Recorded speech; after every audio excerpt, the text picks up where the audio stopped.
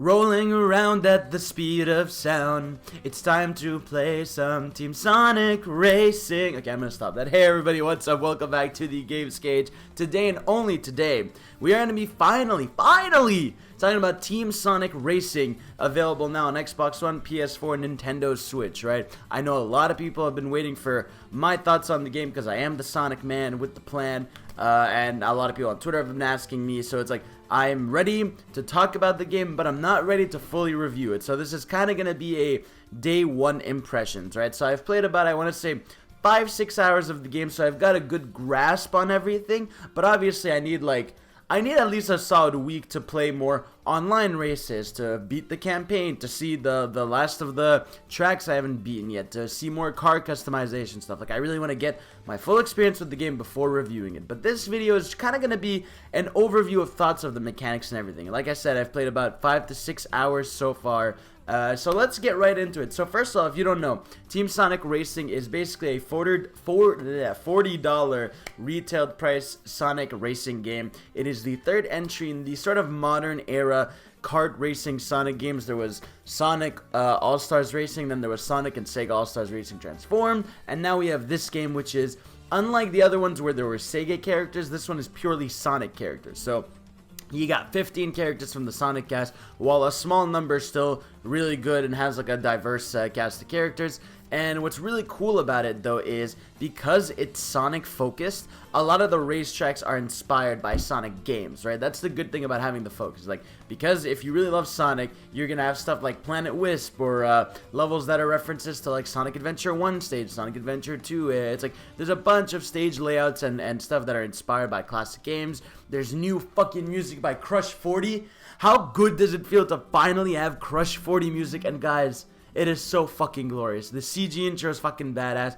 Gameplay is just, oh, we'll get into that. But it's like, having incredible music in a Sonic game again from Crush 40. Because Sonic games, no matter what the quality, the music is banging. So Crush 40 killed that shit. And my hair looks like garbage, but whatever. So let's start with the gameplay and sort of team mechanics, right? So basically the game has a team racing mechanic, which isn't forced on you except in the story mode, which is fine.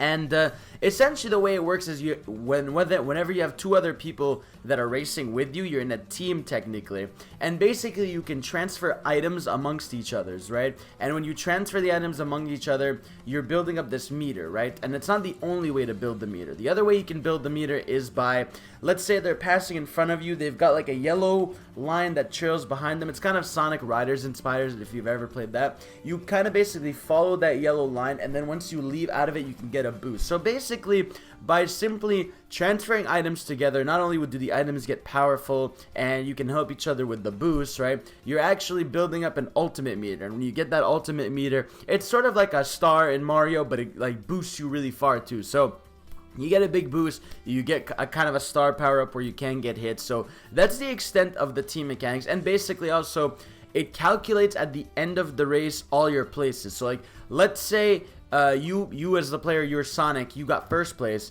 but Knuckles got 5th place and Tails got 8th place. You're gonna be ranked lower than another team that had a character in 2nd, 3rd, and 4th place. You know what I mean? So basically it kind of tries to like score it all out in order to assess the final build. Now what I've noticed actually is the AI is really well done and competent, right? Obviously when you're an online multiplayer, you're playing with people, but when you're doing the single player stuff, the campaign stuff, I noticed the AI is really smart. It's never been a thing really where I've been like, holy fuck, these AIs are screwing me over. It looks like they did a good amount of work trying to get them to work out. So team mechanics are awesome. Now let's talk about the overall gameplay, right? Because obviously when there's a game like Mario Kart 8 out there, the overall gameplay stands out to, like, you gotta fight to be good out there. And I'm here to report the gameplay feels fucking awesome. It feels great. It feels responsive. My biggest worry was the drift, right? Because Mario Kart is so good with the drift that I was worried that this game would feel a little different. And it does feel different, but it works the way it does. Like, in Mario Kart to drift, you kind of like bounce and turn sideways. So like there's a moment where you're like kind of bounce turning. Here you kind of just turn right away. Like when you hold the drift button, you just curve right away. And obviously if you have a character that's better at handling, he'll be able to like drift more left and right. If you're someone who's speed oriented, you don't have that much control. So obviously different character classes. There are 3. There's speed, handling, well, technical, and basically power. Those are self-explanatory. And yeah, again, so overall gameplay feels good. The game feels really fast. Game feels fluid as fuck to play. And like, yeah, overall gameplay wise, it feels solid. And it's like, it feels really good to have a new solid kart racer. Because I didn't like how transformed racing felt. I know a lot of people love that game. I really like it, but it did feel a little clunky and not too well done. This one feels like, no, they really polished it. The items are really cool. Again, very Mario Kart-esque, but like they have some of their own unique ones. So that's something for that. Then we have the tracks, right? The tracks in the game are also really cool, right? We got like, you got stuff like I said before, you got reference maps to like Sonic Adventure 1, you got like a lagoon, you got Planet Wisp from Sonic Colors, you got a volcano, and you got like a sand area that's a reference to the Sonic Adventure 2 Knuckles levels. It's like, there's a lot of cool shit. I don't want to spoil everywhere. There's an amazing pinball level. Obviously, Sonic is at a lot of pinball levels, and it's just, ow, fuck. It's just, yeah, the track layout has been really great so far. I haven't noticed anything like wrong with the tracks. Like, everyone, what's cool about them is they seem to be a little longer than just regular Mario Kart tracks. So again, really loving the track so far. The music, gameplay, and team mechanics are all nailing it. Single player content. So in this game, what I adore about it over Mario Kart in a million ways is you actually have a single player where basically you're going through a story. Now, if you don't give a fuck about Sonic, you're gonna skip all the dialogue in the story, and that's fair. But if you're someone like me who loves Sonic, I like hearing the cheeky dialogue, the weird shit they have to say. But what's cool about the story mode is you actually have, like, you go through levels, right? And each level has a 3-star system, which makes replaying the level so much more valuable, right? So it'll be like, beat this level with your teammates in first place, hit an enemy with this item, or it's never anything too cheap, or like, do 10 drifts or something. So it's like, there'll be ways to get 3-star challenges.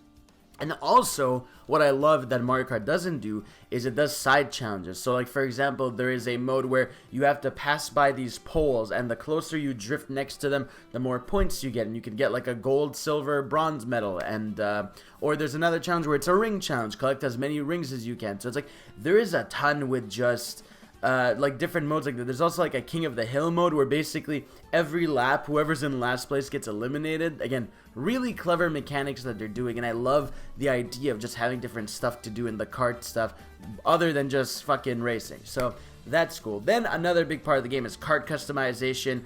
There is a ton of customization here, especially with colors, right? Like, the car parts themselves, you have a limited set of different ones you can unlock, and the way you unlock them is you get money in the game and you get these kind of loot boxes, but there's not a single microtransaction in the game. It's all in there, and you get money fairly quickly, and usually it'll give you items based on characters you use a lot, I noticed. Like, when I was using just Sonic and the Chows, I was getting a lot of items for those two. So they try to prioritize the players you're playing as, and again, you can change a lot of stuff, like how... Like, you can go down to the detail of, like, okay, I want a pink car, but I don't want it to be, like, metal black. I want it to be, like kind of dark black, or not like, you know what I mean? Like, glowing metal, or just, like, soft metal. It's like, you can change a bunch of just how the texture of the car is, and the wheels and everything. So, you can feel actually unique when you're playing online, which I really love. So, that's another aspect. We got the online really working well so far. I haven't noticed any hitches. I did notice in the Switch version of the game I got disconnected once or twice as opposed to the PS4 version, but for the most part I was fine. Now, speaking of Switch versus PS4, right, I'm sure that's a question a lot of people are asking me, right? Like, which one should I buy, right? Which one is the definitive best version of the game? So let me get into this, because it's kind of a complicated situation. First of all, Switch version, really weird, doesn't have the CG intro. I don't know why. Weird fucking thing. It's a CG intro. I don't see why that used power or anything. That's just a weird fucking thing that they should patch it, because it has one on PS4 and it's fucking dope as shit. So that's already a weird one. 2, the big difference between both games is the Switch game is 30 FPS and PS4 is 60 FPS.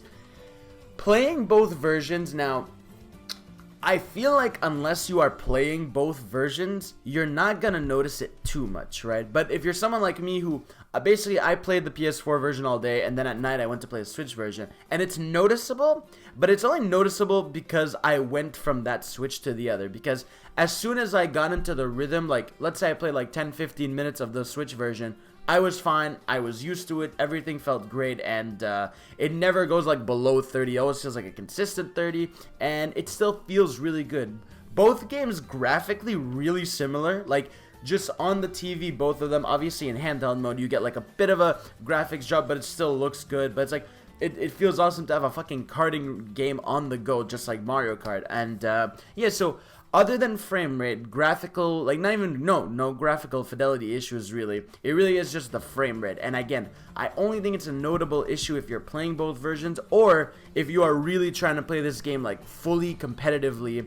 And honestly, I mean, if you're not gonna, if you want to just have this game to play in bed at nights, play that, get the Switch version. But if you are just gonna play on your TV, I'd say get the PS4 version. Like, it is just the better version of the game. Other than that, there's no cut content amongst both versions other than the fucking CG intro.